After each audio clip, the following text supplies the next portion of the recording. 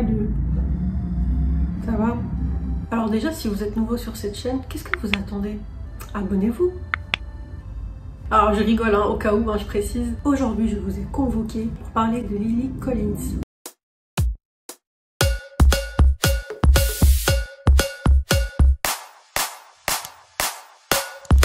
Lily Collins est une actrice, écrivaine et productrice britanno-américaine. Elle est née le 18 mars 1989 à Guildford, dans le comté de Surrey, en Angleterre. C'est la fille du musicien britannique Phil Collins et la fille de la présidente du Beverly Hills Women's Club. Sa mère s'appelle Jill Tavelman, une américaine. Elle a aussi 3 demi-frères paternels. Ses parents divorcent lorsqu'elle a 5 ans. Elle s'installe alors à Los Angeles avec sa mère. Elle est diplômée du lycée Harvard Westlake School et à l'université de Californie du Sud afin d'y étudier le journalisme. Lily Collins souffre d'anorexie pendant son adolescence et plus tard, elle a eu à jouer son propre rôle, on va dire, donc le rôle d'une anorexique avec le film To the Bone en 2017. Elle débute et se fait remarquer dans le drame nommé à l'Oscar du meilleur film The Blind Side en 2009, dans lequel elle tient un second rôle. Mais elle se fait surtout connaître grâce à 2 grosses productions américaines, Blanche-Neige en 2012 et l'année d'après, elle a le premier rôle dans The Mortal Instruments, La Cité des Ténèbres. Alors moi personnellement, j'ai connu,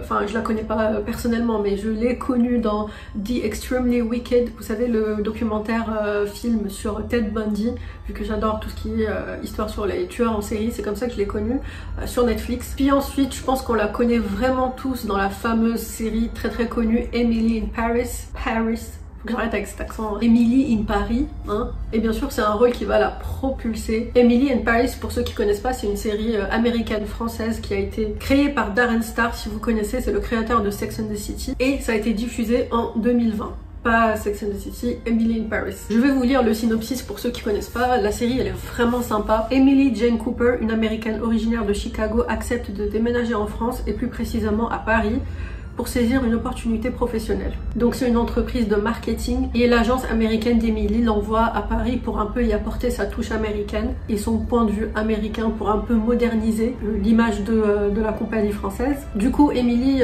doit s'adapter à la vie française, mais surtout parisienne. Donc avec sa nouvelle carrière, ses nouveaux amis, ses nouvelles connaissances amoureuses, voilà, elle va jongler entre tout ça. Et surtout, elle va devoir s'adapter aux Français, aux Parisiens. Franchement, c'est une série qui est très bien réalisée, je trouve. Alors oui, il y a de nombreux clichés, mais il y en a qui sont vrais, faut dire ce qui est. En tout cas, personnellement, je vous conseille vraiment cette série, moi j'ai bien aimé. Parlons maintenant de sa vie privée. Elle a été en couple avec l'acteur Tyler Lautner, donc qui a joué le loup-garou dans Twilight en 2011. Et de 2012 à 2018, elle a été avec le chanteur britannique Jamie Campbell Bower. Puis en 2013, Lily Collins déclare refuser de commenter sa vie amoureuse. Elle ne veut plus du tout s'afficher suite au divorce de ses parents qui l'a traumatisée et qui a été surtout dans les médias. Mais en 2019, elle partage la vie du scénariste et réalisateur américain Charlie McDowell et en 2020, ils annoncent leur fiançailles. Puis en 2021, ils se marient en septembre dans le Colorado. Voilà, c'est déjà fini pour le portrait de l'actrice Lily Collins. J'essaie vraiment de faire court, de pas dépasser 10 minutes dans mes vidéos. Personnellement, je préfère des vidéos plus courtes que beaucoup trop longues sur les personnages. En tout cas, n'hésitez pas à me dire si vous voulez que je parle d'une personne en particulier, une célébrité, peu importe laquelle, femme, homme, actrice, chanteuse, etc. N'hésitez pas à me dire ça en commentaire. Ce qui serait génial aussi, ce serait de vous abonner, de liker cette vidéo si elle vous a plu. En tout cas, moi, je vais vous laisser parce que j'en ai vraiment ras-le-bol de vous. Donc, laissez-moi tranquille, s'il vous plaît. Bon, allez, j'arrête mes conneries. Merci beaucoup d'avoir regardé cette vidéo. Surtout si vous l'avez regardé jusqu'au bout. Je vous fais d'énormes bisous et je vous dis à bientôt pour la prochaine vidéo. Ciao!